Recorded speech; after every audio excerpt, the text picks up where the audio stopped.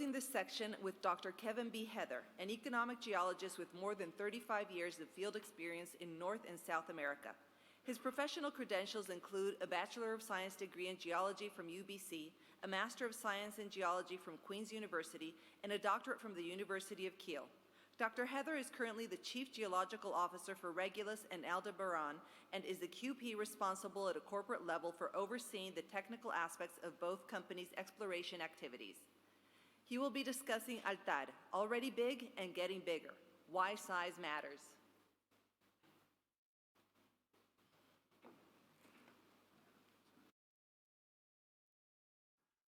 Hi, everybody. I know everybody's probably going into a little bit of caffeine withdrawal here, so I'll try to go as quickly as possible so we can get to the coffee break.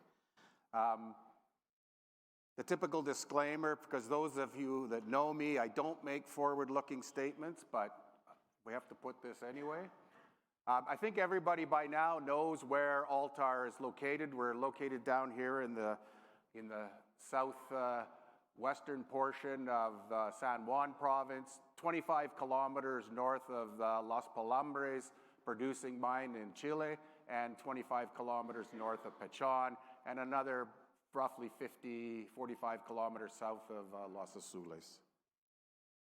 I think everybody knows where we're located by now also in the Cordillera Frontal here in the Principal, very close to the border with Chile. We're really, one of our porphyry deposits is only 3 kilometers from the border.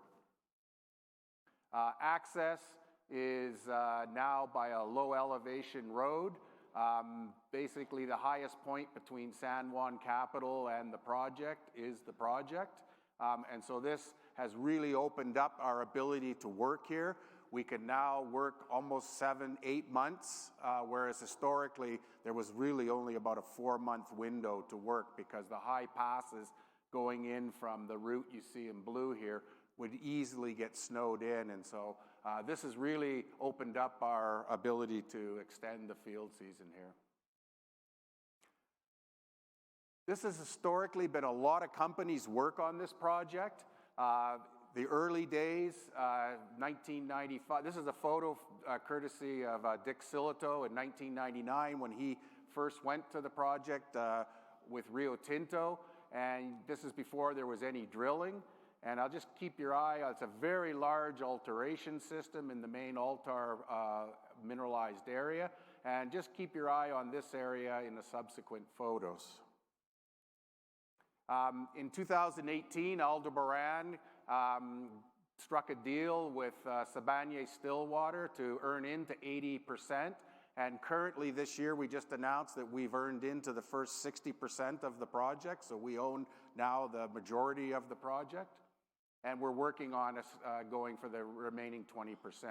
In total, this is that view I was just talking about here where you can see now it's just peppered with drill pads and holes. This is the QDM radio area, and I'll talk about both these areas in a little bit more detail. But we currently have over 300 drill holes for a little over 150,000 meters of drilling completed between 2004 and last year's field campaign. This is a three-dimensional block model of the basic geology of the district. And I think the main thing to point out to people is a lot of people think that Altar is a single porphyry deposit. It really is a district and a cluster of porphyries. You can see them strung along a 7-kilometer strike length going from the southeast to the northwest here. And we have various porphyry centers. We have the radio porphyry center. It's a copper-gold system. We've got the QDM epithermal mineralization here, which we believe also may have another porphyry stock below it as well. We've got Altar North Porphyry Center. We've got the Altar Central area and the Altar East area. And I'll talk a little bit about our new discovery, Altar United. I don't expect you to see all the details here. Laura touched on some of this already. She's working with a PhD student on this project. But basically, each porphyry center has its own unique set of porphyry intrusions and history There's a lot of overlap between the different porphyry centers, but there's things that are unique that you only see in each of the porphyry centers. And we've commenced a program of TIMS, high-resolution uranium-lead age dating of zircons, because what we found with the historic age dating that was done here is the error bars are too big, and there's not any resolution between the different porphyry phases. And I'm going to also show you a couple of photos that there's a lot of assimilation going on here between these porphyry phases. And so therefore, we're assimilating zircons from earlier phases into younger phases, and so we have to be really careful about how we do our uranium-lead geochronology. So this is ongoing, and we also, the PhD student is focusing, looking at molybdenite and rhenium-osmium dating of the project, and you can see we've got a whole cluster here in Altar Central of ages, and in general, the mollies are always roughly about a million years younger than the intrusions that we've dated to date, suggesting that perhaps there's something else deeper, that this is a halo that's driving what's going on, and I'll touch on that in a second. So this is just an oblique long section. You can see the radio porphyry. You can see the QDM area here. 3 kilometers further to the east, we have Altar Central, and we have Altar East here. And this is what the State of the Union was in 2021 with all the historic drilling, and you can see the copper equivalent grade shells there. That's what the current mineral resource is based on. We currently have a significant amount of mineralization in the measured and indicated categories, almost 1.2 billion tons of roughly 0.44 copper and just around 0.1 gram gold. You can see that we have some in the inferred category as well. You can see the conceptual pit outline here in white, and you can see the blocks sitting inside that pit. You can see some of that drilling up to the end of 2021 is still showing there's strong mineralization below that pit shell. And I'll just point out an area right here where you can see this peculiar hump. That's a hump in the bottom of the pit because there's very limited drilling, and the drilling that was done in this area was very shallow. We also have the radioporphyry over here that's currently not in resource, and we've got roughly about 600,000 ounces of gold sitting in this intermediate sulfidation mineralization at QDM gold. And you can see there's one drill hole below that hit a good run of porphyry-style mineralization below the QDM gold deposit. This is the area where we focused most of our drilling this last year, and we've made the new discovery of the Altar United deposit. So you can see that area here, those same grade shells, and you can see we drilled 14 holes on a 200-meter grid, and every one of those 14 holes hit mineralization. So, and it's still open in all directions. This is just showing you the moly grade shells, and if I show you the greater than 100 ppm moly, you can see that there's very strong moly down in the bottoms of these holes. And again, it comes back to that idea that maybe there's something else deeper below this that's creating this moly halo. You can see gold. Gold occurs in various different forms. We've got gold obviously associated with the epithermal mineralization here. We've got gold associated with this copper-gold porphyry system here that's got a lot of bornite associated with it. This area right in here is an area of the roots of a high sulfidation system, and then this is gold that's associated again with bornite. You can see that these different porphyry centers have different gold tenors. This is just a plan map, quickly to show you some of the geology. We've got the main Altar Central area here, the Altar East area, and then this new area, Altar United. The white line is the 2021 conceptual pit outline, and the black dashed line is a large conductivity feature in both the 3D IP resistivity and the MT resistivity, and I'll show you that in a minute. Just show you a cross-section here quickly. I'm going to go fairly quickly through all of these slides. You can see the two porphyry centers here, Altar Central, Altar East. Altar United's just in behind here. You can't really see it in this cross section.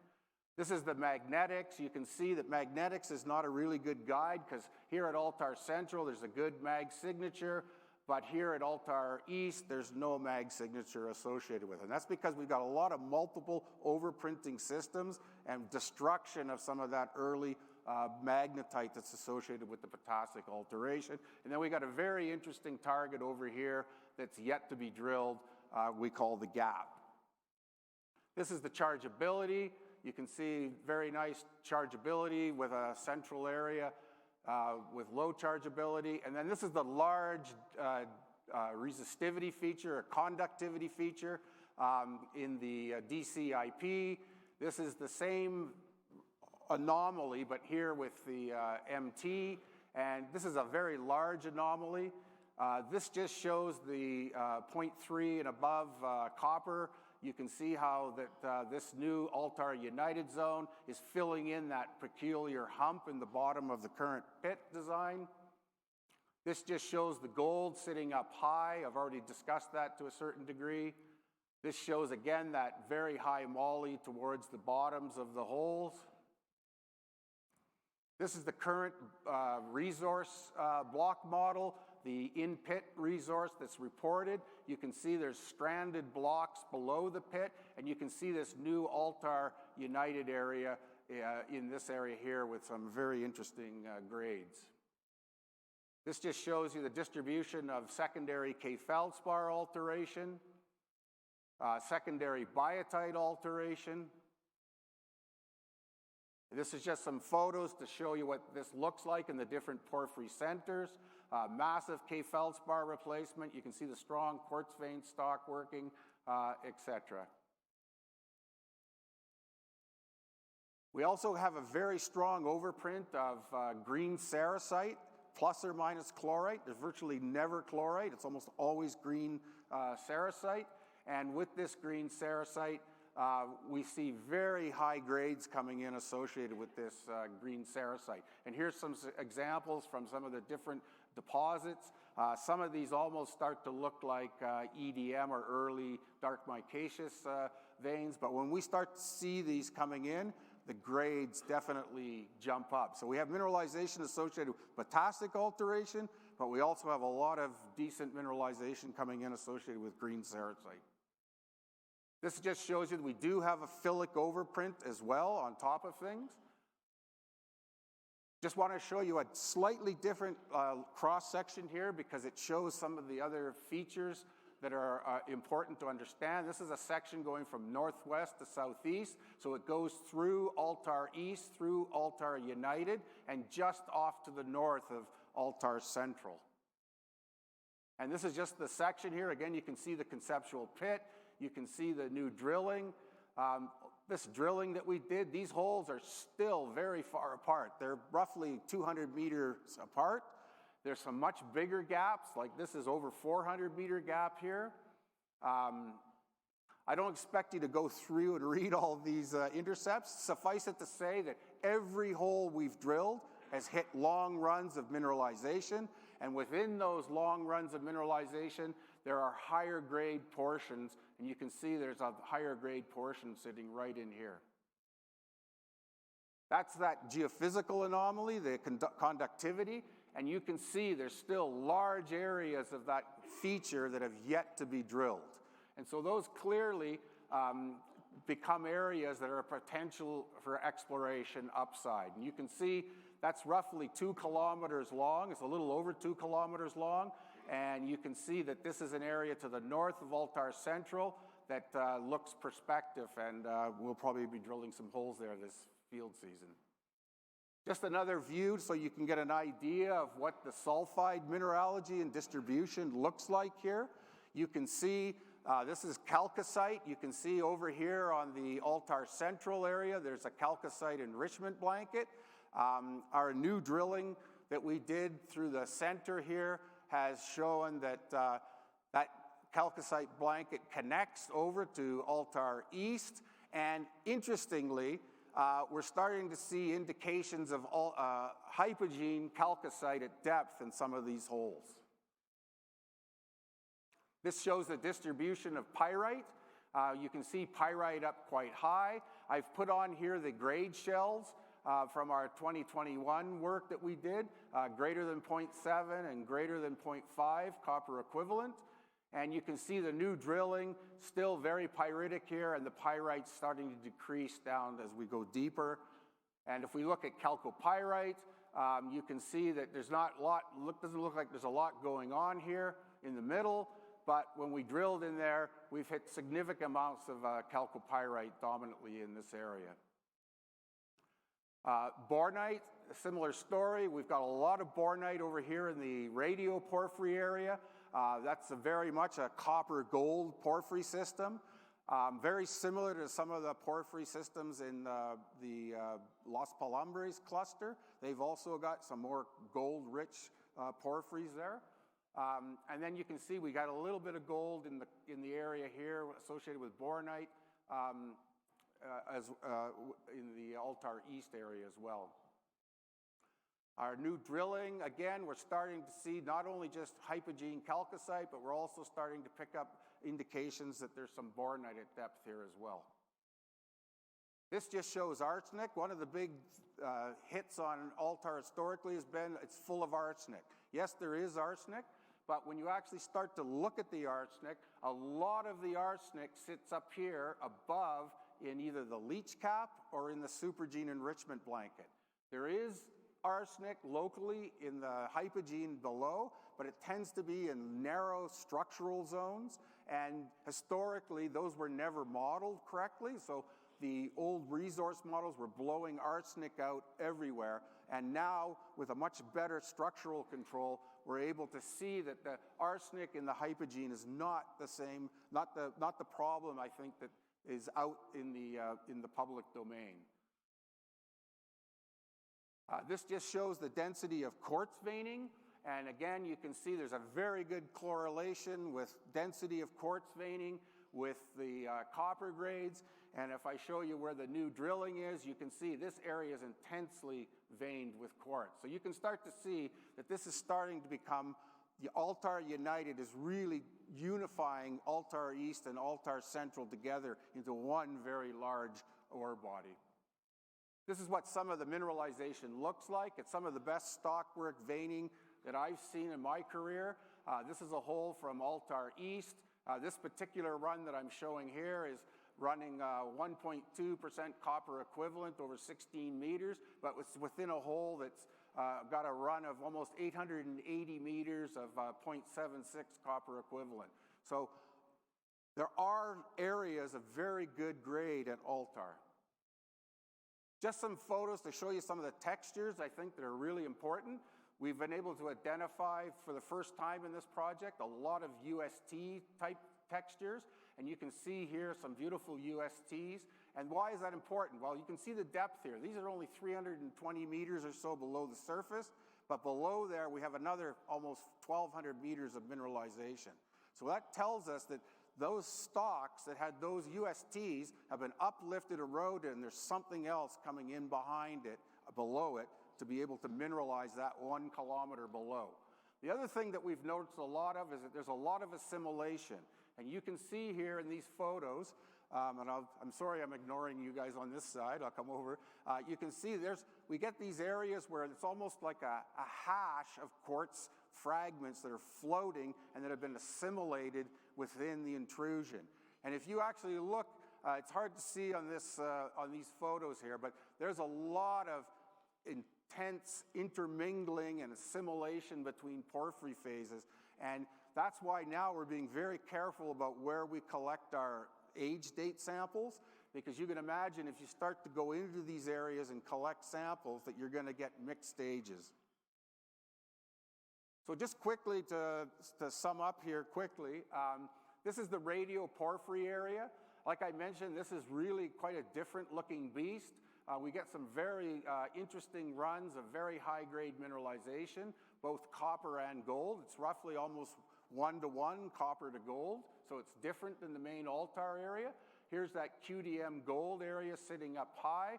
We've drilled a hole underneath that and hit porphyry-style mineralization, so there probably is another porphyry center here that needs more follow-up. We've been able to establish multiple phases of intrusion. One of the things about this whole area is there's very little in terms of post-mineral diking. Almost all the phases are mineralized to some degree. And there's just one post-mineral dike you can see in blue that cuts through this area right here. The mineralization is still open, and like I mentioned earlier, this is currently not in resource. This is what some of the mineralization looks like. Very strong potassic alteration with magnetite, bornite, chalcopyrite, beautiful stockwork veining. This is some of the beautiful USTs that you can see here, and you can see the very high grades. There's a lot of bornite and hypogene chalcocite here. And you can see these later chalcopyrite magnetite veins that are cutting across the early stockwork and also infilling the interstices in these broken up quartz veins. So this is just an oblique view to show that very large resistivity conductivity feature. You can see now we're slowly starting to infill that. You can see the current pit sitting there.